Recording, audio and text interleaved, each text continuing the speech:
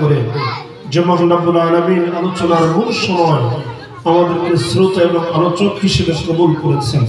আসুন আল্লাহ তাআলার দেওয়া সকল নিয়ামতকে আবার সামনে রেখে প্রাণ খুলে শুকরিয়া আদায় করছি, চিৎকার মেরে বলছি আলহামদুলিল্লাহ।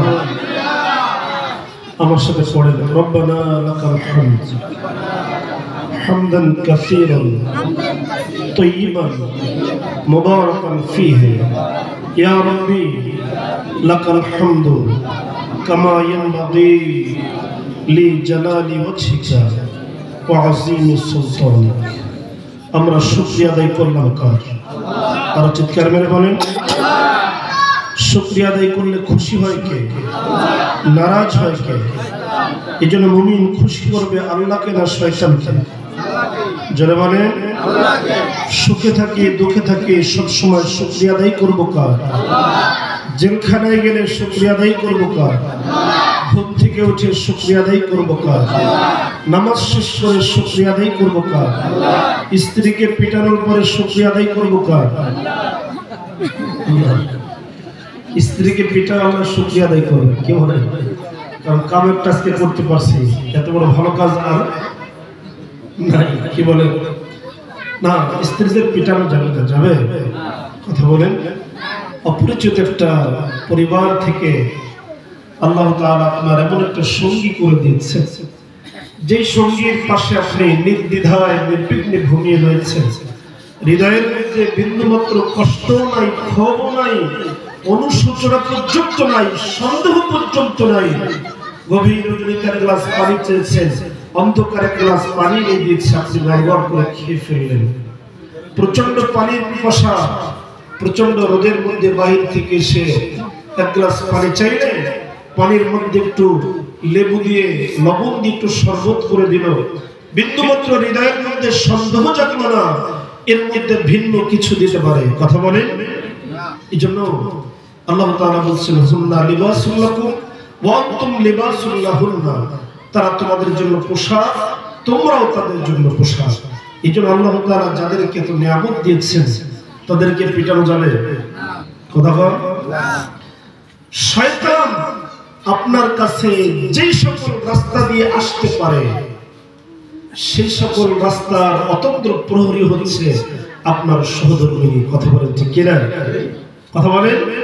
গভীর রজনী শুয়ে রয়েছেন, আননোন নাম্বার থেকে একটা কল এসেছে, আপনি রিসিভ করে কথা বললেন। সকালবেলা স্ত্রী জিজ্ঞেস করে কে তোমাকে কল দিল?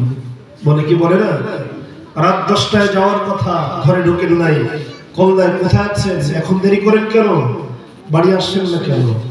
সন্দেহযুক্ত কোথাও গেলে 144 জারি, খাবার দাবার বন্ধ, পাক শাক বন্ধ। কি বলে ঠিক কিনা?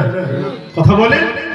এই যে আপনার ডাইনি বামের সামনে পিছনে পাহারা দেয়, কোন অবস্থাতেই যেন আপনার কাছে শয়তান ঢুকতে না পারে, এই জন্য শুকরিয়া এবং ধন্যবাদ দেওয়া দরকার আছে না নেই?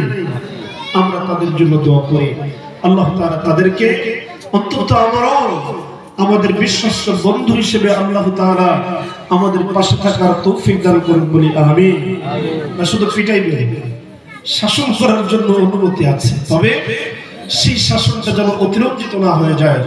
আল্লাহ রাসূল বলেছেন তোমরা শাসনের লাঠি ঘর থেকে ফেলে দিও না, সব সময় থাকবে, তবে সেই লাঠির পরিমাণ হবে 1 বিঘা। কতটুকু? 1 বিঘা লাঠি, এর বেশি হলে আপনি অপরাধী, এর বেশি হতে পারবে না লাঠিটা। আবার সেই 1 বিঘা লাঠি আবার নিজের হাত দিয়ে ধরতে হবে, তাহলে 9 ইঞ্চি লাঠি ধরলেন, 5 ইঞ্চি গেল, থাকে কয় ইঞ্চি? কথা বলে 4 ইঞ্চি। এইটা দিয়ে পিটাবেন ঠিক আছে, তবে স্পর্শকাতর কোন জায়গা আঘাত করতে পারবেন না, আপনি মুখে মারতে পারবেন না, শরীরের বিশেষ কোনো জায়গা আঘাত করতে পারবেন না, মাথায় মারতে পারবেন না। তাহলে কি করবেন আপনি? মারার জায়গা আছে? কথা বলেন নাই।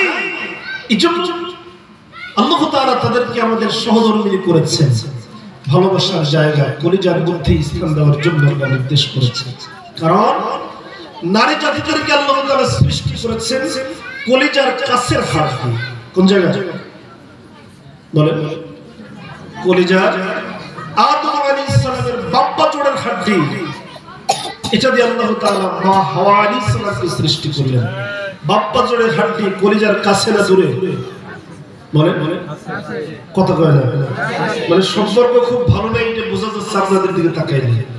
কি বলেন, ঘরের সাথে সম্পর্ক খুব বেশি ভালো যাচ্ছে না, অনেকের ক্ষেত্রে বোঝা যাচ্ছে। কি বলেন ঠিক না? সময় তো হাজিরে মাথার হাড্ডি সৃষ্টি করে নেই যে খুব বেশি মাথা উঠায় রাখবেন। অনেক স্বামী আছে স্ত্রীকে ভালোবাসতে গিয়ে বাবা মার সঙ্গে সম্পর্ক ছিন্ন করে ফেলেছে, আছে না নাই? ভাইয়ের সঙ্গে সম্পর্ক নাই,